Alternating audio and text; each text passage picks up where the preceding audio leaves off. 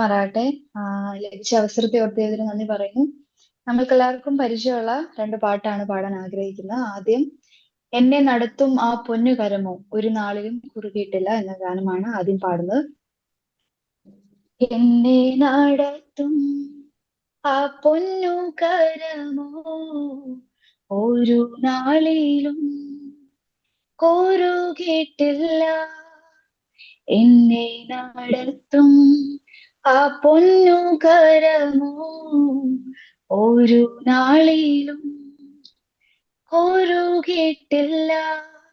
N ശബ്ദം കേൾക്കുന്ന ഒരു കാതെനിക്കുണ്ട്, ഒരു നാളും മന്ദമാകില്ല. എൻ ശബ്ദം കേൾക്കുന്ന ഒരു കാതെനിക്കുണ്ട്, ഒരു നാളും മന്ദമാകില്ല. ഹല്ലേ ഹല്ലേലൂയ പാടിടും ആ ഇമ്പസ്വരത്താൽ നയിച്ചതിനാ. ഹല്ലേ ഹല്ലേലൂയ പാടിടും ആ ഇമ്പസ്വരത്താൽ നയിച്ചതിനാൽ. ഹല്ലേ ഹല്ലേലൂയ പാടിടും ആ ഭുജബലത്താൽ നടത്തിയതാ. ഹല്ലേ ഹല്ലേലൂയ പാടിടും ആ ഇമ്പസ്വരത്താൽ നയിച്ചതിനാ. എനിക്ക് ആശ്വസിപ്പാൻ ഒരു സങ്കേതമുണ്ട്, ഒരു നാളിലും വാതിലടയുകില്ല. എനിക്ക് ആശ്വസിപ്പാൻ ഒരു സങ്കേതമുണ്ട്, ഒരു നാളിലും വാതിലടയുകില്ല. എൻ തല ചായിപ്പാൻ ഒരു മാർവിടമുണ്ട്, ചൂടു നൽകും യേശുവിൻ മാർവ്. എൻ തല ചായിപ്പാൻ ഒരു മാർവിടമുണ്ട്, ചൂടു നൽകും യേശുവിൻ മാർവ്. ഹല്ലേ ഹല്ലേലൂയ പാടിടും ആ ഭുജബലത്താൽ നടത്തിയതാ. ഹല്ലേ ഹല്ലേലൂയ പാടിടും ആ ഇമ്പസ്വരത്താൽ നയിച്ചതിനാൽ. ഹല്ലേ ഹല്ലേലൂയ പാടിടും ആ ഭുജബലത്താൽ നടത്തിയതാ. ഹല്ലേ ഹല്ലേലൂയ പാടിടും ആ ഇമ്പസ്വരത്താൽ നയിച്ചതിനാ. അടുത്ത ഗാനം നിൻ ദാനം ഞാൻ അനുഭവിച്ചു, നിൻ സ്നേഹം ഞാൻ രുചിച്ചറിഞ്ഞു.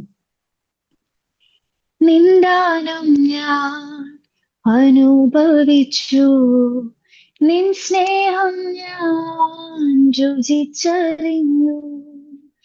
നിൻ ദാനം ഞാൻ അനുഭവിച്ചു, നിൻ സ്നേഹം ഞാൻ രുചിച്ചറിഞ്ഞു. യേശുവേ എൻ ദൈവമേ, നീ എന്നും മതിയായവൻ. യേശുവേ എൻ ദൈവമേ, നീ എന്നും മതിയായവൻ. നിൻ ദാനം ഞാൻ അനുഭവിച്ചു, നിൻ സ്നേഹം ഞാൻ രുചിച്ചറിഞ്ഞു. യേശു എനിക്കു ചെയ്ത നന്മകളോർത്തിടുമ്പോൾ, യേശു എനിക്കു ചെയ്ത നന്മകളോർത്തിടുമ്പോ നന്ദി കൊണ്ടെൻ പണം പാടിടുമേ സ്തോത്രഗാനത്തിൻ പല്ലവികൾ. നന്ദി കൊണ്ടെൻ മനം പാടിടുമേ സ്തോത്രഗാനത്തിൻ പല്ലവികൾ. യേശുവേ എൻ ദൈവമേ, നീ എന്നും മതിയായവൻ. യേശുവേ എൻ ദൈവമേ, നീ എന്നും മതിയായവൻ.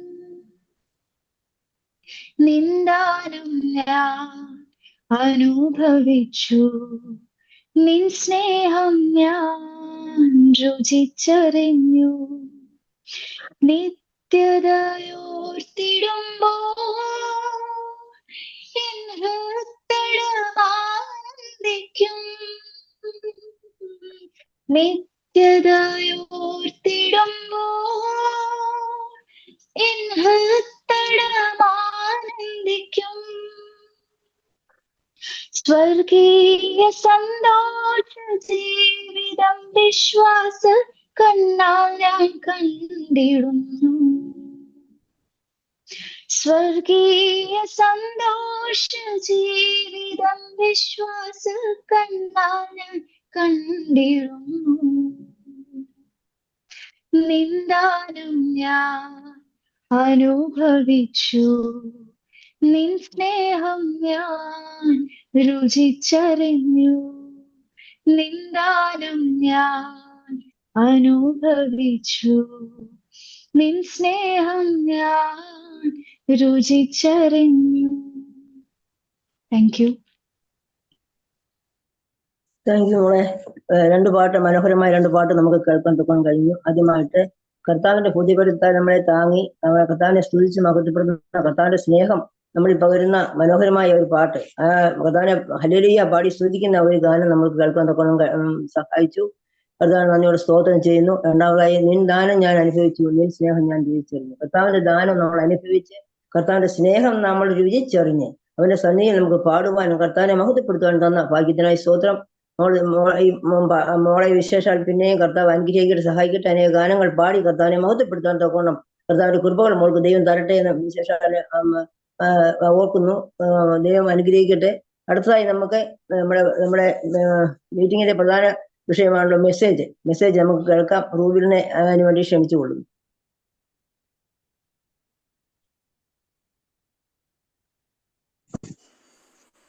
ദൈവനാമം മഹത്വപ്പെടുമാറാകട്ടെ. ഒരു പ്രാവശ്യം കൂടെ നിങ്ങളുടെയൊക്കെ മുമ്പാകെ ഇവിടെ നിലനിൽക്കുവാൻ, ജീവനുള്ളവരുടെ ദേശത്ത് കർത്താവിനെ സ്തുതിക്കുവാനും മഹത്വപ്പെടുത്തുവാനും എന്നെ ദൈവം ബലപ്പെടുത്തിയതിനായി ഞാൻ ദൈവത്തെ സ്തുതിക്കുന്നു, സ്തോത്രം ചെയ്യുന്നു. ഒരു നന്ദി വായുടെ വാക്ക് ആദ്യം പറയട്ടെ. ഇന്നലെ എനിക്ക് ഒരു വയസ്സും കൂടെ ദൈവം കൂട്ടി തന്നു ഈ ലോകത്തിൽ ജീവിക്കുവാനായിട്ട്. അതിനായിട്ട് ഞാൻ ദൈവത്തെ സ്തുതിക്കുന്നു. കേക്കൊക്കെ കട്ട് ചെയ്തു, എല്ലാം ഭംഗിയായിട്ട് കഴിഞ്ഞു, കിടന്നു. രാത്രിയിൽ ഞാനൊരു മുഖത്ത് ചുമ്മാ ഒരു ക്രീം പുരട്ടാറുണ്ട്. രാത്രിയിൽ കിടന്നു, ക്രീമൊക്കെ പുരട്ടി 1 മണിയായപ്പോഴത്തേന് പെട്ടെന്ന് എനിക്കൊരു അലർജി പോലെ, ശ്വാസം മുട്ടൽ പോലെ അത് കൂടിക്കൂടി വന്ന് ദേഹം മുഴുവനും അലർജിയായി. അവസാനം എനിക്ക് ചിലത് അനഫിലാക്സിസ് ആവും, ഭയങ്കര സിവിയറായിട്ടുള്ള ഡ്രഗ് അലർജി. ഇതിപ്പം ക്രീം ആദ്യമായിട്ടാണ്. അങ്ങനെ രാത്രിയിൽ 2:30 ആയപ്പോൾ ആശുപത്രിയിൽ പോയി. പിന്നെ 3-4 ഇഞ്ചക്ഷനൊക്കെ എടുത്ത് തിരിച്ച് വന്ന് ദൈവം ഒരു ദിവസം കൂടെ എനിക്ക് ജീവനുള്ളവരുടെ ദേശത്ത് നിൽക്കുവാനും ദൈവത്തിൻ്റെ വചനമായിട്ട് നിൽക്കുവാൻ കർത്താവിനെ ബലപ്പെടുത്തി. അതൊക്കെ ഞാൻ വിശ്വസിക്കുന്ന നിങ്ങൾ ഓരോരുത്തരും എനിക്ക് വേണ്ടി പ്രാർത്ഥിക്കുന്നുണ്ട്. ഇതിൽ പലരും എനിക്ക് റൂബിലെ പ്രാർത്ഥിക്കുന്നുണ്ട്. അത് തരുന്ന ആ ഒരു ബലവും ധൈര്യവും സന്തോഷവും നമുക്കെല്ലാവർക്കും അറിയാം. നമ്മളെല്ലാവരും അത് രുചിച്ചറിഞ്ഞവരാണ്. അത് ഇന്നലെ രാത്രിയിലും പ്രത്യേകം ഞാൻ രുചിച്ചറിഞ്ഞു. ഒത്തിരി സീരിയസ് ആകാതെ ഒരു 4 ഇഞ്ചക്ഷനിൽ എൻ്റെ കണ്ടീഷൻ റിവേഴ്സിബിളായി. 4:30 ആയപ്പം വീട്ടിൽ വന്നു. പക്ഷേ വീട്ടിൽ വന്നു കഴിഞ്ഞ് രാവിലെ 6 മണി തൊട്ട് ആ കുത്തിയ കാലയിൽ ഭയങ്കര വേദന. ഞാൻ കരയാറില്ല യൂഷ്വലി, പക്ഷേ ഇന്ന് രാവിലെ കരഞ്ഞു. അത്രയ്ക്കും വേദനയായിരുന്നു. അവർ കുത്തിയത് എന്തോ നമുക്കറിയത്തില്ലല്ലോ. ഞാനൊരു വേറെ അവസ്ഥയിലായിരുന്നു, അതുകൊണ്ട് എനിക്കറിയത്തില്ല ആരാ കുത്തിയതോ എങ്ങനെയാണെന്ന്. പക്ഷേ 6 മണി തൊട്ട് ഒരു 8 മണി വരെ ഇരുന്നു. പിന്നെ ചെറിയ മോൻ ഐസൊക്കെ പുരട്ടി ഒരു ഓയിൻമെൻ്റൊക്കെ പുരട്ടി തന്നു. അങ്ങനെ അതും മാറി. അങ്ങനെ ഉച്ച കഴിഞ്ഞ് ഒന്ന് നോർമൽ അവസ്ഥയിലേക്ക് എത്തി ഇന്ന്. Praise the Lord. അതെ, ദൈവത്തിന് വളരെ നന്ദിയും സ്തോത്രവും എല്ലാ സ്തുതിയും ഞാൻ കർത്താവിന് അർപ്പിക്കുന്നു. നമ്മുടെ വിഷയത്തിലേക്ക് നമുക്ക് കടക്കാം. നമ്മൾ ഇന്ന് പല മീറ്റിങ്ങുകളും പ്രാർത്ഥനാ കൂടിവരവുകളൊക്കെ നമ്മൾ അറ്റൻഡ് ചെയ്തവരാണ്. നമ്മൾ വേണമെങ്കിൽ എല്ലാവർക്കും ഒരു പ്രസംഗം നമുക്ക് എല്ലാവർക്കും പറയാം അല്ലേ. ഞാൻ ഇന്ന് എടുക്കാൻ പോകുന്ന ഒന്നും പുതിയ വിഷയങ്ങളോ ഒന്നുമല്ല, നമുക്ക് എല്ലാവർക്കും അറിയാവുന്ന സബ്ജക്റ്റാണ്. എൻ്റെ ജീവിതത്തിൽ ഞാൻ അതിൻ്റെ ഒരു പവർ ഈ ദിവസങ്ങളിലും ഈ വർഷങ്ങളിലൊക്കെ രുചിച്ചറിയുവാൻ ദൈവം എന്നെ ആ വിധത്തിൽ ബലപ്പെടുത്തി. അപ്പോൾ ഞാൻ ഒരു PPT പ്രിപ്പയർ ചെയ്തിട്ടുണ്ട്, അതൊന്ന് ഷെയർ ചെയ്യാം.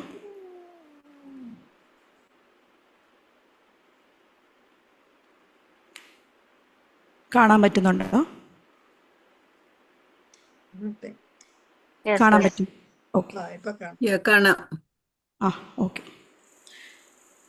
എൻ്റെ വിഷയം പ്രാർത്ഥന മുറിയിലുള്ള നമ്മുടെ സ്വാധീനം, അവർ influence in the prayer closet. നമുക്കെല്ലാവരും നമ്മൾ പ്രാർത്ഥിക്കുന്നവരാണ്, എല്ലാം ചെയ്യുന്നവരാണ്. ഇതൊന്നും ഞാൻ പറയേണ്ട ആവശ്യമില്ല, ജസ്റ്റ് ഒന്ന് എടുത്ത് പറഞ്ഞ് നമുക്ക് ഒരുമിച്ച് ദൈവസന്നിധിയിലായിരിക്കാം, അത്രമാത്രമേ ഉള്ളൂ. നിങ്ങളെല്ലാവരും പ്രെയർ വീരന്മാരാണെന്ന് എനിക്കറിയാം. അതുകൊണ്ട് ഞാൻ പറയുന്നതിൽ എന്തെങ്കിലും തെറ്റുകളുണ്ടെങ്കിൽ എന്നോട് ക്ഷമിക്കണം. നമ്മളെല്ലാവരും പ്രാർത്ഥിക്കുന്നവരാണല്ലേ. ഇപ്പം എനിക്കൊക്കെ ആണെങ്കിൽ രാവിലെ ഭയങ്കര തിരക്കാണ്. അപ്പം കുഞ്ഞുങ്ങളെയൊക്കെ വിട്ട് ഹസ്ബൻഡിനെയൊക്കെ വിട്ട് അത് കഴിഞ്ഞ് ഒരു പരുവമൊക്കെ ആകുമ്പോഴത്തേനാണ് നമ്മൾ ഈ ഒരു രീതിയിൽ പ്രാർത്ഥിക്കാനിരിക്കുന്നത്. നമുക്കെല്ലാവർക്കും ഇങ്ങനത്തെ ഒരു റൂമൊക്കെ കാണും. വെളിനാട്ടിലാണെങ്കിൽ ഒരു പ്രെയർ ക്ലോസറ്റ് എന്നൊക്കെ പറയും. അവിടെ നമുക്ക് പില്ലോസൊക്കെ വെച്ച് ഈ പരുവത്തിൽ റൂം, ഫോട്ടോസൊക്കെ വെച്ച് പ്രാർത്ഥനാ വിഷയങ്ങളൊക്കെ ക്ലിപ്പ് ചെയ്ത് ബൈബിളൊക്കെ വെച്ച് നോട്ട്ബുക്കൊക്കെ വെച്ച് നമുക്ക് പ്രാർത്ഥിക്കാനുള്ള പല പല സാഹചര്യങ്ങളും അവസരങ്ങളും നമുക്ക് എല്ലാവർക്കും ഉണ്ട്. ഇന്ന് ഞാൻ എടുക്കാനായിട്ട് ആഗ്രഹിക്കുന്ന വചനം, നീതിമാൻ്റെ ശ്രദ്ധയോട് കൂടിയ പ്രാർത്ഥന വളരെ ഫലപ്രദമാകുന്നു എന്ന് നമ്മൾ യാക്കോബ് 5:16 വായിക്കുന്നു. ഇത് നമ്മൾ പല പ്രാവശ്യം അല്ലേ, നമ്മൾ ഈ വാക്യം പ്രാർത്ഥനയോടുള്ള ബന്ധത്തിൽ നമ്മൾ കേട്ടിട്ടുണ്ട്, നമ്മൾ വായിച്ചിട്ടുണ്ട്. പക്ഷേ ഈ കഴിഞ്ഞ ദിവസം ഞാൻ സൺഡേ സ്കൂൾ എടുക്കുന്ന ആളാണ്. അപ്പോൾ ഒരു കൊച്ചു പറഞ്ഞു, എന്നോട് ഒരു കുട്ടി ചോദിച്ചു, ആൻറ്റി നമ്മൾ പ്രാർത്ഥിക്കേണ്ട ആവശ്യം എന്താ? ദൈവം ഓൾറെഡി എല്ലാം തീരുമാനിച്ച് വെച്ചിരിക്കുമല്ലേ, നമ്മൾ എന്തിനാ അത് പ്രാർത്ഥിക്കുന്നേ? ഇപ്പം ദൈവം പറയുന്നു, ഞാൻ മുന്നേമേ നിന്നെ ലോക സ്ഥാപനത്തിന് മുമ്പേ നിന്നെ കണ്ടു. അപ്പം പിന്നെ നമ്മൾ എന്തിനാ സുവിശേഷമൊക്കെ പറഞ്ഞ് ഇങ്ങനെ കഷ്ടപ്പെടുന്നേ? ദൈവം ഓൾറെഡി തീരുമാനിച്ച് കഴിഞ്ഞതല്ലേ ഈ കാര്യങ്ങളൊക്കെ. അപ്പം ഈ ഒരു ചോദ്യത്തിന് മുമ്പിൽ ഞാൻ പറഞ്ഞു, മോളെ ഞാൻ വളരെ വിശദമായിട്ട് അടുത്ത ആഴ്ച നിനക്ക് ഉത്തരം തരുന്നതാണെന്ന് പറഞ്ഞ് ഞാൻ ആ ഒരു വിഷയത്തിൽ ഒരു ചെറിയ പഠനം നടത്തിയപ്പോൾ ദൈവാത്മാവ് എന്നോട് സംസാരിച്ച വിഷയമാണ് ഇത് ഞാൻ നിങ്ങളുടെ മുമ്പിൽ പറയുവാനായിട്ട് ആഗ്രഹിക്കുന്നത്. നമ്മൾ പ്രാർത്ഥിക്കുന്നത് കൊണ്ട് ദൈവത്തിൻ്റെ തീരുമാനത്തിൽ വ്യത്യാസം വരുമോ, മാറ്റങ്ങൾ വരുമോ? അതോ നമ്മൾ പല വിഷയങ്ങൾക്ക് വേണ്ടി ഈ ദിവസങ്ങളിൽ പ്രെയർ നമുക്ക് ലിസ്റ്റുണ്ട്. അല്ലാതെ തന്നെ നമ്മുടെ ചർച്ചിലും നമ്മുടെ വീടുകളിലൊക്കെ നമ്മൾ മുട്ടിപ്പായിട്ട് പ്രാർത്ഥിക്കുന്നവരാണ്. നമ്മൾ പലതും പ്രാർത്ഥനയുടെ ഫലങ്ങൾ അനുഭവിച്ച് രുചിച്ചറിഞ്ഞ് വളരെ സുഖത്തോടെ ഇന്ന് നമ്മൾ ദൈവസന്നിധിയിലായിരിക്കുന്നവരുമാണ്. പക്ഷെ ഒരാളിങ്ങനെ അൺഎക്സ്പെക്റ്റഡായിട്ട് നമ്മുടെ അടുത്ത് ചോദിക്കുക, ആൻറ്റി ഇതൊക്കെ ദൈവം തീരുമാനിച്ച് വെച്ചിരിക്കുന്നതല്ലേ? വചനത്തിൽ ഇതെല്ലാം എഴുതി കഴിഞ്ഞ് എല്ലാം ഇനി ഇങ്ങനെയാണ് നടക്കാൻ പോകുന്നത്, ഇനിയും നമ്മളെല്ലാവരും എടുക്കപ്പെടും, പിന്നെ 7 വർഷക്കാലം ഇതൊക്കെ വരും, ഇതൊക്കെ നടക്കാൻ പോകുന്നതല്ലേ? അപ്പോൾ പ്രാർത്ഥന കൊണ്ട് നമ്മൾ പ്രാർത്ഥിച്ചത് കൊണ്ട് എന്തെങ്കിലും ദൈവത്തിൻ്റെ തീരുമാനങ്ങളിൽ മാറ്റങ്ങൾ വരുമോ? അപ്പം ഞാൻ അതിനെക്കുറിച്ചൊന്ന് പഠിക്കുവാനായിട്ട് ഇടയായി. അപ്പം ഞാൻ അതിനെക്കുറിച്ചാണ് ഇന്ന് സംസാരിക്കാനായിട്ട് ആഗ്രഹിക്കുന്നത്. ഞാൻ എടുത്ത പുസ്തകം ആമോസ്. ആമോസ് എന്ന് പറയുന്നത് നമുക്കറിയാം, എല്ലാവർക്കും അറിയാമായിരിക്കും. ഏറ്റവും ആദ്യം എഴുതപ്പെട്ട പ്രോഫറ്റിക്കൽ ബുക്കാണ് ആമോസ്. നമുക്കറിയാം എസെക്കിയേൽ, ഡാനിയേൽ തൊട്ട് മലാഖി വരെയുള്ള പ്രവചന പുസ്തകങ്ങളിൽ ഏറ്റവും ആദ്യം എഴുതപ്പെട്ട് എന്ന് കരുതുന്ന പുസ്തകമാണ് ആമോസ്. അപ്പം ഈ ആമോസ് ആരാണെന്ന് നമുക്കൊന്ന് നോക്കാം. ആമോസ് 1:1 ബൈബിൾ ഇല്ലാത്തവർക്ക് സ്ക്രീനിൽ നോക്കിയാലും മതി. തെക്കോവായിലെ ഇടയന്മാരിൽ ഒരുത്തനായ ആമോസ്. അപ്പോൾ ആമോസ് ആരായിരുന്നു? തെക്കോവ എന്നൊരു സ്ഥലത്ത് ഇടയനായിരുന്നു ആമോസ്. ഇനിയും യഹൂദ രാജാവായ ഉസ്സിയാവിൻ്റെ കാലത്തും ഇസ്രായേൽ രാജാവായ യോശേവിൻ്റെ മകനായ ജെറോബാമിൻ്റെ കാലത്തും ഭൂകമ്പത്തിന് 2 സംവത്സരം മുമ്പേ ഇസ്രായേലിനെ കുറിച്ച് ദർശിച്ച വചനങ്ങൾ. അപ്പം ഇവിടെ എഴുതിയിരിക്കുന്ന അദ്ദേഹം ഒരു ഇടയനാണെന്ന്. ഇനി നമുക്ക് ഒരു വാക്യം കൂടെ നമുക്ക് നോക്കാം. ആമോസ് 7:14-15 നമ്മൾ ഇങ്ങനെ വായിക്കുന്നു. അതിന് ആമോസ്, അതായത് വേറൊരു പ്രവാചകൻ, നീ ആരാ, നീ ഇങ്ങനെയൊക്കെ പറയുന്നതിന് നിനക്ക് എന്ത് ധൈര്യമാണ്, അധികാരമാണുള്ളതെന്ന് അമാസിയ എന്ന് പറഞ്ഞ ഒരു പ്രവാചകൻ ആമോസിനോട് ചോദിച്ചപ്പോൾ ആമോസ് അതിന് ഉത്തരം പറയുകയാണ്, ഞാൻ പ്രവാചകനല്ല, പ്രവാചക ശിഷ്യനുമല്ല, ഇടയനും കാട്ടത്തിപ്പഴം പെറുക്കുന്നവനും അത്രേ. അപ്പം ഇടയൻ മാത്രമല്ല, അതിൻ്റെ കൂടെ കുറച്ചും കൂടെ ശമ്പളത്തിന് വേണ്ടി, അതായത് നമുക്കറിയാം 2 അറ്റം കൂട്ടി മുട്ടിക്കണമെങ്കിൽ ആ ജോലി കൊണ്ട് മാത്രം പോരാ, നമ്മളൊക്കെ പല ജോലികൾ ചെയ്തിട്ടാണല്ലോ നമ്മൾ ജീവിക്കുന്നത്. അപ്പം കാട്ടത്തിപ്പഴം പെറുക്കുന്നവനുമാണ്. ഇനിയും ഞാൻ ആടുകളെ നോക്കിക്കൊണ്ടിരിക്കുമ്പോൾ യഹോവ എന്നെ പിടിച്ചു, നീ ചെന്ന് എൻ്റെ ജനമായ ഇസ്രായേലിനോട് പ്രവചിക്കുക എന്ന് യഹോവ എന്നോട് കൽപ്പിച്ചു എന്ന് ഉത്തരം പറഞ്ഞു. അപ്പം ഇവിടെ ക്ലിയറായിട്ട് പറഞ്ഞിരിക്കുന്നു, അദ്ദേഹം ഒരു പ്രൊഫഷണലായിട്ടൊരു പ്രവാചകനോ അല്ലെങ്കിൽ എന്താ പറയുന്നത് ഫുൾ ടൈം ഇവാഞ്ചലിസ്റ്റോ ഫുൾ ടൈം മിഷണറിയോ ഒന്നും അല്ലായിരുന്നു. അദ്ദേഹം ഒരു ആട്ടിടയനായിരുന്നു. അതിൻ്റെ കൂടെ ചെറിയ ചെറിയ കാട്ടത്തിപ്പഴങ്ങളൊക്കെ പെറുക്കി അദ്ദേഹം ജീവിക്കുന്നവനായിരുന്നു എന്നാണ് ഇവിടെ പറഞ്ഞിരിക്കുന്നത്.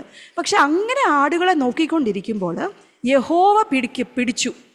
എന്നിട്ട് യഹോവ കൽപ്പിച്ചു, മോനെ ഇനി ഈ പരിപാടിയൊക്കെ നിർത്തി ഞാൻ പറയുന്ന കുറച്ച് കാര്യങ്ങൾ നീ പോയി എൻ്റെ ജനമായ ഇസ്രായേലിനോട് നീ പ്രവചിക്കാം. അപ്പം നമ്മൾ കണ്ടു, അദ്ദേഹം ഒരു പ്രൊഫഷണലായിട്ടൊരു പ്രവാചകനൊന്നും അല്ല, പ്രത്യേകിച്ച് പരിശീലനവും ഒന്നുമില്ല. എന്തുകൊണ്ടാണ് ദൈവം അദ്ദേഹത്തെ ആദ്യ പ്രവാചകനായിട്ട് ഈ പ്രവചന പുസ്തകങ്ങളെല്ലാം ആദ്യത്തെ പ്രവചന പുസ്തകമായി ആമോസിനെ തിരഞ്ഞെടുത്തത്? നമുക്ക് അതിനെക്കുറിച്ചാണ് ഇന്നൊന്ന് നോക്കാൻ പോകുന്നത്. നമുക്കറിയാം, ആമോസ് എന്ന് പറഞ്ഞൊരു വ്യക്തി നമുക്ക് വായിച്ചാൽ മനസ്സിലാക്കാനായിട്ട് സാധിക്കും. 9:7 അദ്ദേഹത്തിൻ്റെ ആറ്റിറ്റ്യൂഡും അദ്ദേഹത്തിൻ്റെ കുറേ കാര്യങ്ങൾ വ്യത്യാസമായിരുന്നു. ആമോസ് 9:7 നമ്മൾ ഇങ്ങനെ വായിക്കുന്നു. ആമോസ് പറയുകയാണ് ഇസ്രായേൽ മക്കളോട്, ഇസ്രായേൽ മക്കളെ, നിങ്ങൾ എനിക്ക് കൂശ്യരെ പോലെ അല്ലയോ? കൂശ്യർ എന്ന് പറഞ്ഞാൽ നമുക്കറിയാം എത്യോപ്യൻസ്. അപ്പം ഇസ്രായേൽ മക്കൾ എപ്പോഴും എന്തോ വിചാരിച്ചുകൊണ്ടിരിക്കുന്നത്, ഞങ്ങൾ ഏതാണ്ട് വലിയ സ്പെഷ്യലാണ്, ഞങ്ങൾ കർത്താവിൻ്റെ സ്പെഷ്യൽ ട്രഷറാണ്, ഞങ്ങൾക്ക് ഏതാണ്ട് വലിയ കൊമ്പുണ്ട്, അതുണ്ട്, ഇതുണ്ടെന്നൊക്കെ പറഞ്ഞ് അവരിങ്ങനെ പ്രശംസിക്കുന്ന ഒരു കൂട്ടമാണ്. ആ ഇസ്രായേലിനായ ആമോസ് പറയുക, ദൈവം ആമോസിൽ കൂടെ പറയുക, നിങ്ങൾ എനിക്ക് കൂശ്യരെ പോലെ അല്ലയോ? ഞാൻ ഇസ്രായേലിനെ മിസ്രയീം ദേശത്ത് നിന്ന് ഫെലിസ്ത്യരെ കഫ്തോരിൽ നിന്നും അരാമ്യരെ കീറിൽ നിന്നും കൊണ്ടുവന്നില്ലയോ? ഞാൻ നിങ്ങളെ മാത്രമല്ല പല സ്ഥലങ്ങളിൽ നിന്ന് കൊണ്ടുവന്നത്, ഞാൻ ഈ പറയുന്ന പല ജാതികളെയും മറ്റ് പല സ്ഥലങ്ങളിൽ നിന്നും അവരെ നട്ട് വേറെ സ്ഥലത്ത് ഞാൻ അവരെ കൊണ്ടാക്കി. അവരിന്ന് അവിടെയൊക്കെയാണ് ജീവിക്കുന്നത്. അതുകൊണ്ട് നിങ്ങളിപ്പോൾ ഈ ആമോസിൻ്റെ സമയത്ത് ഇസ്രായേൽ മക്കൾ ഒത്തിരി ദൈവത്തിൽ നിന്ന് മാറിപ്പോയി. അപ്പം ദൈവം ഒരു ന്യായവിധിയുടെ പ്രവചനമാണ് ആമോസിൽ കൂടെ ദൈവം അവിടെ കൽപ്പിക്കുന്നത്. അപ്പോൾ ദൈവം പറയുക ആമോസിൽ കൂടെ, ഇസ്രായേലേ, നിങ്ങളെ ദൈവം തിരഞ്ഞെടുത്തു ലോകസ്ഥാപനത്തിന് മുമ്പേ എന്നൊക്കെ നിങ്ങൾ പറയുന്നുണ്ടല്ലോ. പക്ഷെ ഒരു കാര്യം നിങ്ങൾ മനസ്സിലാക്കണം, നിങ്ങൾ വലിയ സ്പെഷ്യലാലിറ്റി ഒന്നും ഉള്ളായതുകൊണ്ടല്ല ഞാൻ നിങ്ങളെ സെലക്ട് ചെയ്തത്, നിങ്ങളെ ചൂസ് ചെയ്തത്. നിങ്ങളെപ്പോലെ തന്നെയാണ് കൂശ്യർ, ഇനി അപ്പുറത്ത് ഫെലിസ്ത്യർ, അപ്പുറത്ത് ആരാമ്യർ, ഇവരെയൊക്കെ ചൂസ് ചെയ്ത് അവരെയൊക്കെ ഞാൻ പല സ്ഥലങ്ങളിൽ നട്ട് പറിച്ച് അവരെ ആക്കി വെച്ചിരിക്കുന്നുണ്ട്. അപ്പം ആമോസിൻ്റെ ആറ്റിറ്റ്യൂഡ് എന്തുമായിരുന്നു? ആമോസ് ഇസ്രായേലിനാണേലും ആമോസിന് എന്തറിയാമായിരുന്നു?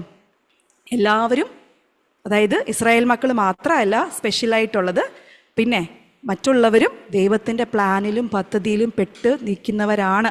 അതായത് പുതിയ നിയമത്തിലേക്ക് നമ്മൾ വരുമ്പോൾ ഒരു ഹിഡൻ മിസ്റ്ററി, ഒരു മർമ്മത്തെ ദൈവം വെളിപ്പെടുത്തുന്നു. എന്തുവാ? യഹൂദനും യൂദരും ഒരേ ശരീരമാകാൻ പോകുന്ന ഒരു സഭ എന്ന ഒരു കാര്യത്തെ ദൈവം ഉരുവാക്കുന്നത് പുതിയ നിയമത്തിലാണ്. അത് ആമോസിന് ദൈവം അന്നേ വെളിപ്പെടുത്തി കൊടുത്തു. അതായത് ഇസ്രായേലിനെ മാത്രമല്ല ഞാൻ തിരഞ്ഞെടുത്തിരിക്കുന്നത്, ഞാൻ മറ്റുള്ളവരെയും ഞാൻ ചൂസ് ചെയ്തിട്ടുണ്ട്. പക്ഷെ അവരുടെ ചോയ്സാണ്, അവരുടെ തീരുമാനമാണ് അവരെൻ്റെ വഴിയിൽ നടക്കുന്നോ ഇല്ലയോ എന്നുള്ളത്. അപ്പം ആമോസിന് അങ്ങനത്തെ ഒരു കാഴ്ചപ്പാടുണ്ടായിരുന്നു. എന്തുമായിരുന്നു? ഞാൻ മാത്രമല്ല ദൈവത്തിന് പ്രത്യേക ജാതി, പ്രത്യേകമായ ആ ഒരു ജാടയും ആ പൊങ്ങച്ചോ ഒന്നും ആമോസിനില്ലായിരുന്നു. ഓക്കെ. ഇനി ആമോസിൻ്റെ സമയത്ത് അവിടെ ഇരുന്ന സോഷ്യൽ കണ്ടീഷൻസ്, അവിടുത്തെ പൊളിറ്റിക്കലായിട്ടുള്ള ചില വിഷയങ്ങൾ അവിടെ ഉണ്ടായിരുന്നു. നമുക്ക് ആമോസ് 3:15 ഒന്ന് പെട്ടെന്ന് വായിക്കാം. അവിടെ വായിക്കുന്നു, extravagant homes and luxurious lifestyles. ഈ ഇസ്രായേൽ മക്കൾക്ക്, ഇസ്രായേലിൽ ആ സമയത്ത് അവർക്ക് എന്തുണ്ടായിരുന്നെന്നറിയാവോ? അവർ ഭയങ്കര സമ്പന്നരായിരുന്നു. ആഡംബരപൂർണമായ വീടുകളും ആഡംബരപൂർണമായ ജീവിത ശൈലികളും. പിന്നെ അത് മാത്രമല്ല, അവർക്ക് 2 വീടുകളുണ്ട്. അതായത് വേനൽക്കാലത്ത് താമസിക്കാൻ ഒരു വീടും പിന്നെ മഞ്ഞുകാലത്ത് താമസിക്കാനും ഒരു വീട്. നമുക്കറിയാം ഇന്നൊക്കെ ഇങ്ങനെയൊക്കെ താമസിക്കണമെങ്കിൽ അവരുടെയൊക്കെ സോഷ്യൽ കണ്ടീഷൻസ് അല്ലെങ്കിൽ എക്കണോമിക് കണ്ടീഷൻസ്, അവരുടെ സാമ്പത്തിക നില എങ്ങനെയിരിക്കും? വളരെ സമ്പന്നരായ ആൾക്കാർക്കാണ് ഓക്കെ സമ്മറിൽ ഇവിടെ പോയി താമസിക്കാം, നമുക്ക് മഞ്ഞുകാലത്ത് അവിടെ പോയി താമസിക്കാം. അങ്ങനെ 2-3 വീടുകളൊക്കെ ഉള്ള ഒരു സാമ്പത്തിക ശേഷിയുള്ള ഒരു സമയത്താണ് ആമോസ് പ്രവചിച്ചത്. അപ്പം ഇസ്രായേൽ മക്കൾ വളരെ സമ്പന്നരാണ്. ഇനിയും രണ്ടാമത്തെ അവിടുത്തെ സോഷ്യൽ കണ്ടീഷൻ നമ്മൾ ആമോസ് 6:4 വായിക്കുന്നു. നിങ്ങൾ ആനക്കമ്പ് കൊണ്ടുള്ള കട്ടിലുകളിന്മേൽ ചാരിയിരിക്കുകയും പിന്നെ നിങ്ങളുടെ ശയ്യകളിന്മേൽ നിവർന്നു കിടക്കുകയും ആട്ടിൻ കൂട്ടത്തിൽ നിന്നും കുഞ്ഞാടുകളെയും തൊഴുത്തിൽ നിന്നും പശുക്കിടാക്കളെയും തിന്നുകയും ചെയ്യുന്നു എന്ന് പറഞ്ഞാൽ എന്തുവാ?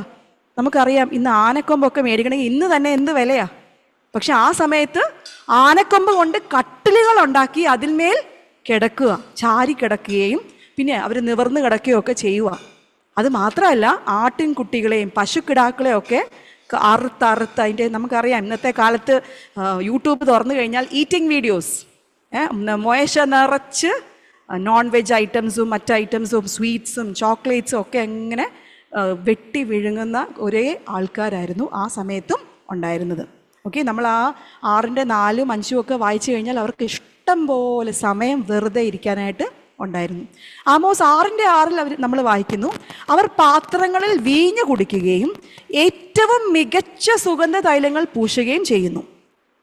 അതായത് അവർ ഗ്ലട്ടൻസ്, നമുക്കറിയാം ഫുഡ് അമിതമായി കഴിക്കുന്ന ഒരു കൂട്ടം ആൾക്കാരും പിന്നെ ഇന്നത്തെ കാലത്തെ പോലെ ബ്രാൻഡഡായിട്ടുള്ള പെർഫ്യൂംസ്, ബ്രാൻഡഡായിട്ടുള്ള ഡ്രസ്സുകൾ, ഷൂസുകൾ, ബാഗ്സുകൾ ഇതൊക്കെ ധരിക്കുവാൻ ഇഷ്ടപ്പെടുകയും അത് മേടിക്കാനുള്ള സാമ്പത്തിക ശേഷിയുമുള്ള ഒരു സമൂഹമായിരുന്നു അന്നത്തെ കാലത്ത് ഇസ്രായേൽ.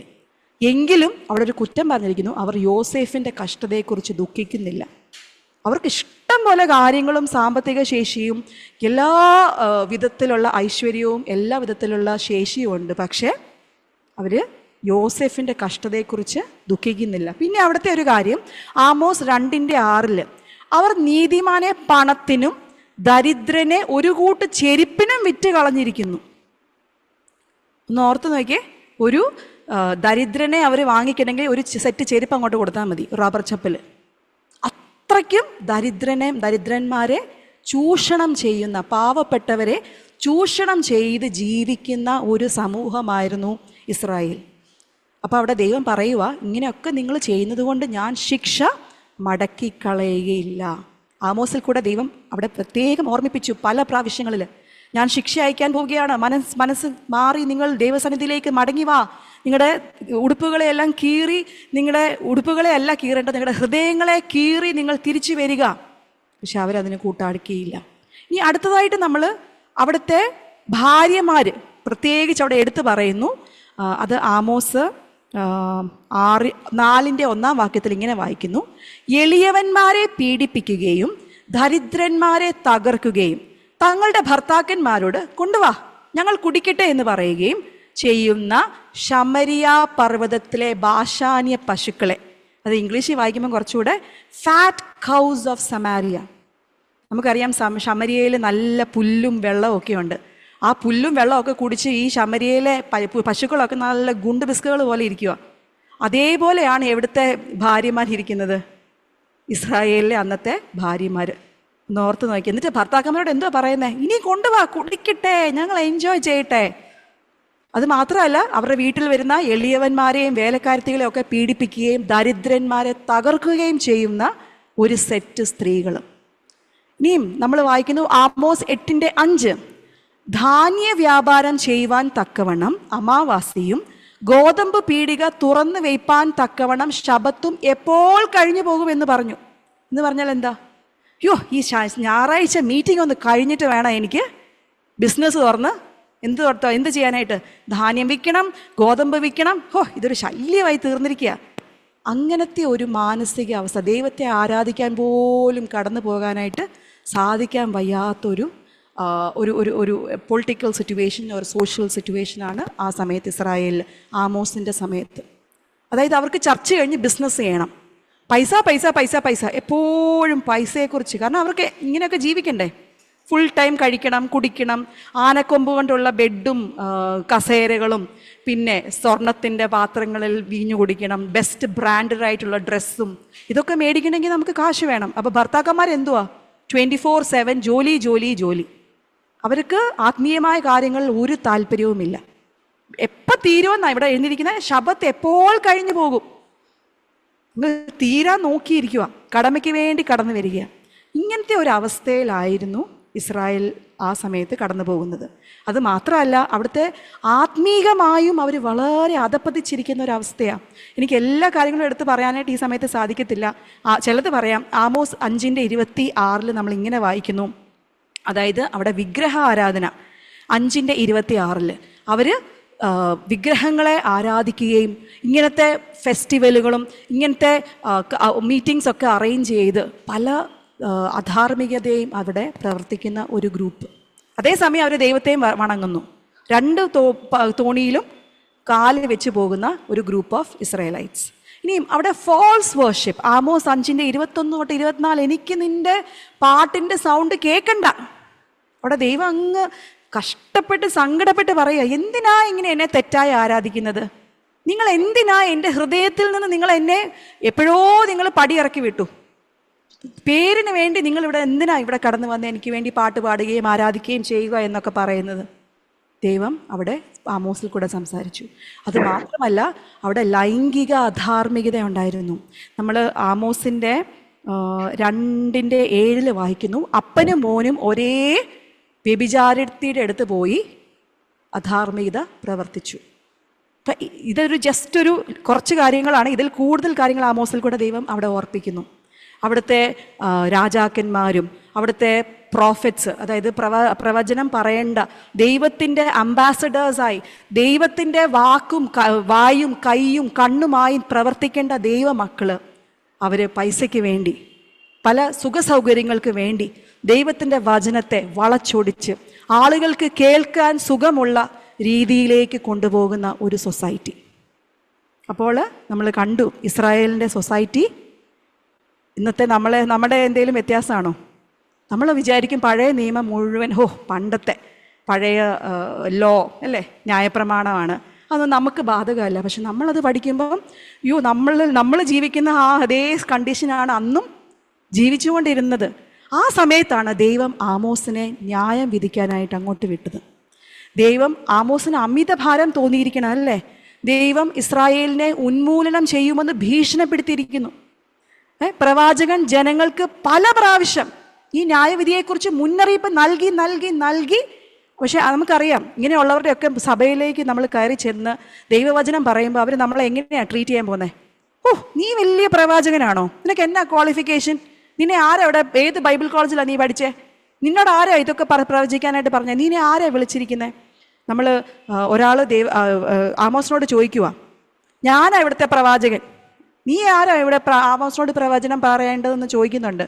അത് ഞാൻ ആ വാക്യം ഓർക്കുന്നില്ല. അതായത്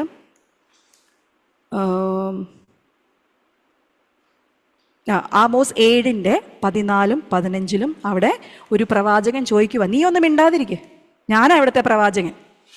അപ്പം ആമോസിന് എന്ത് ഹൃദയത്തിൽ ഭാരമുണ്ടായിരിക്കണം. അദ്ദേഹം ആഗ്രഹിച്ചിട്ടല്ല, അദ്ദേഹത്തിന് സ്വയം ഇഷ്ടത്തിലല്ല അദ്ദേഹം പ്രവാചകനായത്. നമ്മൾ വായിച്ചു, ദൈവം അദ്ദേഹത്തെ പിടിച്ചു. ഇനി നമ്മൾ അടുത്ത ഒരു കാര്യത്തിലേക്ക് പോവുകയാണ്. അവൻ ചെയ്യാൻ കഴിഞ്ഞ ഒരേ ഒരു കാര്യം എന്തായിരുന്നു? ഈ ആമോസിനെ കുറിച്ച് നമ്മൾ കാണുമ്പോൾ ദൈവത്തോട് ക്ഷമിക്കുവാൻ യാചിക്കുക എന്നത് മാത്രമാണ്. കാരണം താൻ പറയുന്ന ഒരു പ്രവചനവും ഒരു കുഞ്ഞു പോലും എടുക്കുന്നില്ല. അവിടെ ഭൂകമ്പം ഉണ്ടാകുന്നുണ്ട്. അത് കഴിഞ്ഞിട്ട് ഇത് ആമോസൊക്കെ പോയി കഴിഞ്ഞിട്ട് അവിടെ ശത്രുക്കൾ വന്ന് ഇവരെ പിടിച്ചുകൊണ്ട് പോകും. പക്ഷേ ഇതിനു മുമ്പ് ആമോസ് പല പ്രാവശ്യം പറഞ്ഞു, മക്കളെ നിങ്ങളെ ഞാൻ സ്നേഹിക്കുന്നുണ്ട്, ദൈവം നിങ്ങളെ ഒത്തിരി സ്നേഹിക്കുന്നതുകൊണ്ടാണ് നിങ്ങൾക്ക് ഇങ്ങനെ മുന്നറിയിപ്പ് നൽകുന്നത്. പക്ഷെ അവർ ചെവി കൊണ്ടില്ല. അപ്പം ആമോസ് എന്ത് ചെയ്തു? ഈ ജോലി എനിക്ക് വയ്യ എന്ന് പറഞ്ഞ് ഇട്ടെറിഞ്ഞിട്ട് പോയോ? ഒരിക്കലുമില്ല. നമ്മൾ ഈ പിക്ചറിൽ കാണുന്ന പോലെ മുട്ടുമേ നിന്നു, കർത്താവേ ക്ഷമിക്കണമേ എന്ന് യാചിക്കുകയാണ്. നമുക്ക് അവിടെ കാണാൻ സാധിക്കും the power of intercessory prayer. Amos 7:1-17 വരെ വളരെ ശക്തമായ ഒരു ചാപ്റ്ററാണ്. ഓക്കെ, ആമോസിന് ദൈവം കൊടുത്ത വിഷൻസ് ആണ് അവിടെ പറയുന്നത്. അത് മാത്രമല്ല, ആമോസ് പ്രാർത്ഥിച്ചു, ദൈവം മറുപടി അയച്ചു. നമുക്കൊന്ന് പെട്ടെന്ന് കാണാം. ആമോസ് തൻ്റെ ജനത്തിന് വേണ്ടി അനുകമ്പയോടും സത്യസന്ധതയോടും കൂടി പ്രാർത്ഥിച്ചു. 2 തവണ അവൻ മധ്യസ്ഥത വഹിക്കുകയും ദൈവം തൻ്റെ വിധി പിൻവലിക്കുകയും ചെയ്തു. നമുക്കതൊന്ന് പെട്ടെന്ന് നോക്കാം. ആമോസ് 7:1-3 വരെ നമ്മൾ ഇങ്ങനെ വായിക്കുന്നു.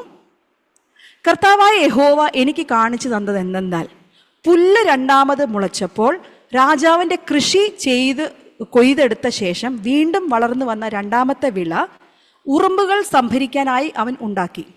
സസ്യങ്ങൾ ദേശത്തിൽ ഇല്ലാതായപ്പോൾ ഞാൻ പറഞ്ഞു, അതായത് ആമോസ് കർത്താവിനോട്, അതായത് അവിടെ എന്ത് സംഭവിച്ചു? അവിടെ ലോക്കസ്റ്റുകളെ ദൈവം അവിടെ അയക്കുക, വെട്ടിക്കിളികളെ അയക്കുക. ഇവിടെ എന്തോ ഒരു മിസ്റ്റേക്ക് ഉണ്ട്. വെട്ടിക്കിളികളെ ദൈവം അവിടെ അയക്കുക. അപ്പം ആമോസ് ഇത് കണ്ട്, അതായത് ആമോസിന് ദർശനം കിട്ടിയതേ ഉള്ളൂ. ആമോസ് രാത്രിയിൽ കിടന്നപ്പോൾ ദൈവം ദർശനം കൊടുത്തതാ. ആ ദർശനത്തിൽ ആമോസ് ദൈവത്തോട് പറയാ, യഹോവയായ കർത്താവേ ക്ഷമിക്കണേ, ഈ യാക്കോബിന് എങ്ങനെ നിൽക്കാൻ കഴിയും? അവൻ വളരെ ചെറുതല്ലേ. ഇസ്രായേലിന് വേണ്ടി മധ്യസ്ഥ നിൽക്കുന്ന ഒരു ആമോസ്. ഉടനെ നമ്മൾ വിചാരിക്കുമോ, ദൈവം ഓൾറെഡി ന്യായവിധിയൊക്കെ പ്ലാൻ ചെയ്ത് വെച്ചിരുന്നതല്ലേ, പിന്നെ എങ്ങനെയാ അത് മാറ്റാനായിട്ട് സാധിക്കുമോ? നമ്മളിവിടെ കാണുന്നത് യഹോവ അതിനെക്കുറിച്ച് അനുദപിച്ചു, അത് സംഭവിക്കുകയില്ല എന്ന് യഹോവ അരുളി ചെയ്തു. ആ ദൈവത്തിന് സ്തോത്രം. നമ്മൾ പ്രാർത്ഥിച്ചാൽ ഫലമുണ്ടോ? ആമോസിൽ കൂടെ ദൈവം വളരെ ശക്തമായിട്ട് പറയുകയാണ്, ശരിയാണ്, ദൈവം പല കാര്യങ്ങളും പ്ലാനുകളും പദ്ധതികളും ഇട്ടിട്ടുണ്ട്. പക്ഷേ നമ്മളിലുള്ള ആ ഒരു നീതിമാൻ ദൈവത്തോട് ദൈവം ആഗ്രഹിക്കുന്ന രീതിയിൽ നമ്മളെ തന്നെ താഴ്ത്തി ദൈവസന്നിധിയിൽ പ്രാർത്ഥിക്കുകയാണെങ്കിൽ ദൈവം വിചാരിച്ച് വെച്ച ന്യായവിധി മാറ്റിമറിച്ചു. അതിൻ്റെ ഉദാഹരണമാണ് ഇവിടെ. ഇത് മാത്രമല്ല, ഇനി ഒരു ഇതും കൂടെ ഉണ്ട്. അതിൻ്റെ അടുത്ത ഭാഗത്ത് 7:4-6 വരെ നമ്മൾ ഇപ്രകാരം വായിക്കുന്നു. 2ാമത്തെ ദർശനം. യഹോവയായ കർത്താവ് എനിക്ക് കാണിച്ചു തന്നത് എന്തെന്നാൽ, യഹോവയായ കർത്താവ് തീയാൽ വ്യവഹരിക്കുവാൻ അതിനെ വിളിച്ചു. അത് വലിയ ആഴിയെ വറ്റിച്ച് കളഞ്ഞിട്ടും യഹോവ ഓഹരിയെയും തിന്നു കളയുവാൻ ഭാവിച്ചു. അതായത് വലിയൊരു ഫയർ ട്രാജഡി നടക്കാൻ പോവാം. അപ്പോൾ ആമോസ് പറഞ്ഞു, ഇത് കണ്ടുകൊണ്ടിരിക്കുക, നടന്നിട്ടില്ല ഇതുവരെയും. അതായത് ആമോസിലൊരു വാക്യമുണ്ട്, തൻ്റെ ഭക്തന്മാർക്ക് അറിയാത്ത ഒരു കാര്യവും, God does nothing unless he reveals his secret to his servants. തൻ്റെ ഭക്തന്മാർക്ക് താൻ വെളിപ്പെടുത്തി കൊടുത്തതിന് ശേഷം മാത്രമേ ദൈവം ഓരോ കാര്യങ്ങൾ നടത്തുകയുള്ളെന്ന് ഈ ആമോസിനോട് ദൈവം പറഞ്ഞു. അതുകൊണ്ടാണ് ദൈവം കാണിച്ചു കൊടുത്തത് ആമോസിനോട്. അപ്പം ആമോസ് പറയാ, കർത്താവേ മതിയാക്കണേ, യഹോവേ യാക്കോബ് എങ്ങനെ നിവർന്നു നിൽക്കും? അവൻ ചെറിയവനല്ലേ. ഉടനെ യഹോവ അതിനെക്കുറിച്ചും അനുദപിച്ചു. അത് സംഭവിക്കുകയില്ലെന്ന് യഹോവയായ കർത്താവ് അരുളി ചെയ്തു. ദൈവത്തിന് മഹത്വം. നമുക്ക് പ്രാർത്ഥനയ്ക്ക് വിലയുണ്ടോ? ഇന്ന് നമ്മൾ പല മീറ്റിങ്ങുകൾ കടന്നു വരിക. പ്രിയ ദൈവമക്കളെ, നമ്മുടെ പ്രാർത്ഥനയ്ക്ക് ദൈവം മറുപടി അയക്കും. നമ്മൾ വിചാരിക്കും, കർത്താവ് ഓൾറെഡി എല്ലാം റൈറ്റ് ചെയ്ത് സെറ്റ് ചെയ്ത് സീൽ ചെയ്ത് വെച്ചിരിക്കുകയാണെന്ന്. അങ്ങനെയല്ല. നമ്മൾ പ്രാർത്ഥിക്കുമ്പോൾ കർത്താവ് മാറ്റിമറിക്കുന്ന, അനുദപിക്കുന്ന ഒരവസ്ഥ ഒന്ന് ഓർത്ത് നോക്കിയേ. നമ്മുടെ കർത്താവ് ആരാ? തെറ്റെന്തെങ്കിലും സംഭവിക്കുമോ? ഒരിക്കലും ഇല്ല. പക്ഷെ എന്നാലും മനുഷ്യന്മാരായി ഈ പുഴുക്കളായ നമ്മൾ പ്രാർത്ഥിക്കുമ്പം ആ ദൈവം അത് മാറ്റി വയ്ക്കുവാൻ റെഡിയാണ്. ആമോസ് ജനത്തിനും ദൈവത്തിനും ഇടവിൽ ഇടപെട്ട്, അതായത് ഒരു മധ്യസ്ഥനായി അവർക്ക് മുന്നേ കിടന്ന് അവരുടെ അതിജീവനത്തിനായി ചർച്ച നടത്തി പ്രാർത്ഥിച്ചു. ഇങ്ങനെയാണ് പറഞ്ഞത്, ചെറിയ ഇസ്രായേൽ വിധിയെ അതിജീവിക്കില്ലെന്ന് അദ്ദേഹം പറഞ്ഞു. ഒന്ന് ഓർത്ത് നോക്കിയേ, അത്രയ്ക്ക് കരുണയോടെ ചെറിയ ഇസ്രായേൽ. പക്ഷേ ഈ ആമോസിന് ദർശനം പറയുമ്പോൾ കളിയാക്കി പല വിധത്തിൽ അവനെ ദുഃഖിപ്പിക്കുകയും മനസ്സ് വേദനിപ്പിക്കുകയും ചെയ്യുന്ന ആളുകളെക്കുറിച്ചാണ് ഈ ആമോസ് എന്ത് പറയുന്നത്? ചെറിയ ഇസ്രായേൽ. നമ്മുടെ ആറ്റിറ്റ്യൂഡ് എങ്ങനെയാണ്? നമ്മൾ പലരോടും ഗോസ്പൽ പറയുകയും നമ്മൾ പലരോടും പ്രാർത്ഥിക്കാമെന്നൊക്കെ പറയും. പക്ഷെ നമ്മളെ അവർ പുച്ഛിക്കുകയും, ഇവർക്ക് വേറെ ജോലിയൊന്നുമില്ല, എപ്പോഴും തലേ തുണിയിട്ടോണ്ട് നടക്കുകയും ബൈബിൾ പിടിച്ചോണ്ട് നടക്കുകയും ഒരു ഹോളി മാഡം വന്നിരിക്കുന്നു എന്നൊക്കെ പറഞ്ഞ് നമ്മളെയൊക്കെ കളിയാക്കാറുണ്ട്, എന്നെ കളിയാക്കാറുണ്ട്. അപ്പം നമ്മൾ ഓർക്കണം, ഒരാളെയാണ് നമ്മുടെ ദേശത്ത് നിലനിർത്തിയിരിക്കുന്നത്. ആണെങ്കിൽ കൂടെ നമ്മുടെ ദേശത്തിന് വേണ്ടി കരയുവാനും പ്രാർത്ഥിക്കുവാനും അതിൻ്റെ നേരെയുള്ള ആ ന്യായവിധികൾ ദൈവം മാറ്റിക്കളയുവാനും നമ്മൾ ഒരാൾ മതി. പക്ഷെ നമ്മൾ എങ്ങനെ ഇരിക്കണം? ആ ഇസ്രായേലിനെ പോലെ പാപത്തിൽ വീണ് കഴിഞ്ഞാൽ ഒരിക്കലും നമ്മുടെ പ്രാർത്ഥന ദൈവം കേൾക്കുകയില്ല. നീതിമാന്റെ പ്രാർത്ഥന. അപ്പം ആമോസ് ചെറിയ ഇസ്രായേൽ എന്ന് പറഞ്ഞ് അവരോടുള്ള അനുകമ്പ, ആ ഒരു സ്നേഹം, ആ ഒരു ഫൊർഗീവ്നെസ് നമ്മളെ കൊണ്ട് സാധിക്കുമോ? നമുക്കെതിരായിട്ട് 10 പറഞ്ഞു കഴിഞ്ഞാൽ നമ്മൾ 30 പറയും. പക്ഷെ ആമോസ് അവരോട് ക്ഷമിക്കുകയും വിട്ടുകളയുകയും ചെയ്യുന്നു. അപ്പം നമ്മൾ ഇതിൽ നിന്ന് എന്നാ കാണുന്നത്? നമുക്ക് സമയം ഇനി കഴിയാറായി. പ്രാർത്ഥന കാര്യങ്ങളെ മാറ്റുന്നു, അവസ്ഥകളെ മാറ്റുന്നു, ന്യായവിധികളെ മാറ്റുന്നു. അസാധ്യമായ പ്രശ്നങ്ങൾ എന്ത് ചെയ്യുമെന്ന് നമ്മൾ എന്ത് ചെയ്യണം എന്ന് ആമോസ് നമ്മളെ പഠിപ്പിക്കുക. നമ്മുടെ കൂടെ പ്രാർത്ഥിക്കാൻ ചിലപ്പോൾ ആരും കാണത്തില്ല. ആമോസിന് ആരും ഇല്ലായിരുന്നു ആ സമയത്ത്. ആമോസ് ഒറ്റയ്ക്കാണ് മുട്ടുമേ നിന്നത്. കർത്താവ് ഒരാളെ കൂടെ എനിക്ക് തരണേ പ്രാർത്ഥിച്ചോ എന്നറിയില്ല. നമ്മൾ പലപ്പോഴും അയ്യോ എനിക്ക് പ്രാർത്ഥിക്കാൻ ഒരു പാർട്ട്ണർ ഉണ്ടായിരുന്നെങ്കിൽ നല്ലതായിരുന്നു. ചില സമയത്ത് നമ്മളെ ഒറ്റയ്ക്കാണ് നമ്മളിവിടെ നിർത്തിയിരിക്കുന്നത് പ്രാർത്ഥിക്കാൻ. അപ്പം അസാധ്യമായി ഈ ലോകത്തിൻ്റെ ഈ അവസ്ഥ, നേപ്പാളിൽ നടക്കുന്ന പ്രശ്നം, ഇസ്രായേലിൽ നടക്കുന്ന പ്രശ്നം, ഗാസയിൽ നടക്കുന്ന പ്രശ്നം, എന്ന് വേണ്ട എല്ലാ ലോകത്തിലുള്ള സകല സ്ഥലങ്ങളിലും അടിയും പിടിയും വഴക്കും പ്രശ്നങ്ങളും കൊലപാതകങ്ങളും, നമ്മൾ കേട്ടിട്ടില്ലാത്ത കൊലപാതകങ്ങൾ രീതിയാണ് ഇത് ആളുകളിലൊക്കെ നടക്കുന്നത്. മേ ബി ഇപ്പോൾ സോഷ്യൽ മീഡിയ ഉള്ളത് കൊണ്ട് ഒന്നും കൂടെ നമ്മൾ അറിയുന്നു എന്ന് മാത്രമേ ഉള്ളായിരിക്കും. എങ്കിലും എനിക്കൊക്കെ ഇത് പുതുതായിട്ടുള്ള അറിവുകളാണ്. ഇങ്ങനെയൊക്കെ സ്നേഹിച്ച് ജ്യൂസിനകത്ത് വിഷം കലക്കി കൊടുക്കുന്നു. ഇതൊക്കെ നമ്മൾ ഓർക്കാത്തതും വിചാരിക്കാത്തതും ഉള്ള ഒരു പുതിയ മെത്തേഡ്സ്. അപ്പം അസാധ്യമാണെന്ന് നമുക്ക് തോന്നും. പക്ഷേ ദൈവത്തിന് സകലവും എന്നാൽ കൂടാത്ത കാര്യം ഏതുള്ളൂ എന്ന് കർത്താവ് നമ്മളോട് ചോദിക്കുക. അത് മാത്രമല്ല, ആമോസ് പ്രാർത്ഥിച്ചിട്ട് അങ്ങോട്ട് പോയി അങ്ങ് മാറി നിന്നു, അങ്ങനെയല്ല. ആമോസ് തന്നെ ഏൽപ്പിച്ച ആ അതായത് ന്യായവിധി തൻ്റെ മക്കളോട്, അതായത് ഇസ്രായേൽ മക്കളോട് പറയുകയും തൻ്റെ ആ ജോലി കണ്ടിന്യൂ ചെയ്തുകൊണ്ടിരിക്കുന്നു. എന്നിട്ടും കഷ്ടപ്പാടുകൾ നേരുമ്പോൾ നമ്മുടെ പ്രാർത്ഥനകൾ എത്രത്തോളം ശക്തമാക്കണമെന്നാണ് ആമോസ് നമ്മളെ പഠിപ്പിക്കുന്നത്. നമുക്കും ഇതുപോലെ കഷ്ടതകളും പ്രയാസങ്ങളും ഒറ്റപ്പെടലുകളും, മറ്റുള്ളവർ നമ്മളെ വെറുക്കും, നമ്മളെ അടിക്കും. നീ ആരാടി ഇതൊക്കെ പറയാനായിട്ട്? ദൈവത്തിൻ്റെ സെക്രട്ടറി ആണോ നീ വലിയ PA ആണോ എന്നൊക്കെ നമ്മളോട് പല പ്രാവശ്യം പലരും ചോദിക്കുമ്പോൾ അവിടെ ഈ ആമോസിൻ്റെ ഒരു ഹൃദയം, കർത്താവെ ചെറിയ ഇസ്രായേൽ, നമുക്കങ്ങനെ സാധിക്കുന്നുണ്ടോ? ഇവിടെ നമ്മൾ കാണുന്നു നമ്മുടെ ഈ ലോകത്തിന് ചുറ്റും വിവാഹമോചനങ്ങൾ, മാരകമായ രോഗങ്ങൾ, മയക്കുമരുന്നിന് അടിമയാണെന്ന് പ്രഖ്യാപിക്കുന്ന നമ്മുടെ കൗമാരക്കാർ, പല ദുരന്തങ്ങൾ, കൊലപാതകങ്ങൾ, നമ്മൾ കേട്ടിട്ടില്ലാത്ത വിധത്തിൽ കുഞ്ഞുങ്ങളെ എടുത്ത് അലമാരിയിലിട്ട് അടിച്ചു കൊല്ലുന്നു എന്ന് പറയണ്ട. പല വിധത്തിലുള്ള പുതിയ അതിനകത്ത് ആമോസിലത് പ്രത്യേകം എഴുതിയിട്ടുണ്ട്. പുതിയ പാപങ്ങൾ ഇൻവെൻ്റ് ചെയ്ത് അവർ കണ്ടുപിടിച്ച് ചെയ്യുക. അപ്പോൾ ഇങ്ങനത്തെ ദുരന്തങ്ങളൊക്കെ ഒരു വിശ്വാസികളുടെ ജീവിതത്തിൽ വരുമ്പോൾ ഒരു അവസാന വാക്കായിട്ട് നമുക്ക് പലപ്പോഴും തോന്നിയേക്കാം, ഈ ഡ്രഗ് അഡിക്റ്റായ നമ്മുടെ ഈ കുഞ്ഞിനെ നമ്മൾ എങ്ങനെ തിരിച്ചു കൊണ്ടുവരും? ഡിവോഴ്സോ? എങ്ങനെ ഇവരതിനെ തിരിച്ചു കൊണ്ടുവരും?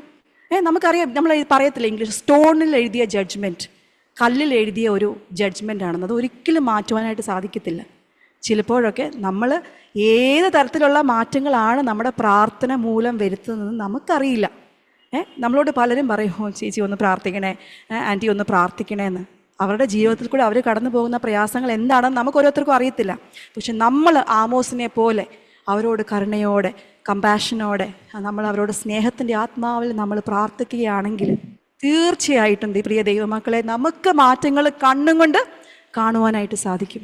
എൻ്റെ ജീവിതത്തിൽ അതൊരു എക്സ്പീരിയൻസാണ്. ഞാൻ പ്രാർത്ഥിച്ചു, കർത്താവെ ഞങ്ങളുടെ സഭയിലുള്ള ആവശ്യങ്ങളിലൊക്കെ ഇരിക്കുന്ന, അല്ലെങ്കിൽ ഒത്തിരി കഷ്ടപ്പെടുന്ന ആൾക്കാരെ കാണാനൊക്കെ ഉള്ളൊരു, നമ്മളൊക്കെ നല്ല കംഫർട്ടിലിരിക്കുക, അങ്ങനെയുള്ളൊരു കണ്ണ് തുറക്കണമേ എന്ന്.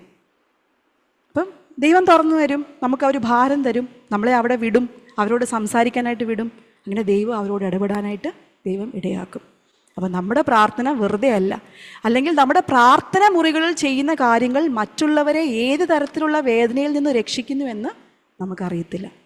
നമ്മുടെ അവസ്ഥ എത്ര ഇരുണ്ടതാണെങ്കിലും നമ്മുടെ അപേക്ഷകൾ സ്വർഗസ്ഥനായ പിതാവിന് സമർപ്പിച്ച് നമുക്കിന്ന് ഉത്തരത്തിനായി കാത്തിരിക്കാം. ഇന്ന് മാത്രമല്ല, നമ്മളിപ്പോൾ സെപ്റ്റംബറിൽ എത്തിയിരിക്കുക. ഇനി കുറച്ച് മാസങ്ങളുടെ ഉള്ളൂ ഈ വർഷം അങ്ങ് പെട്ടെന്ന് പോയി.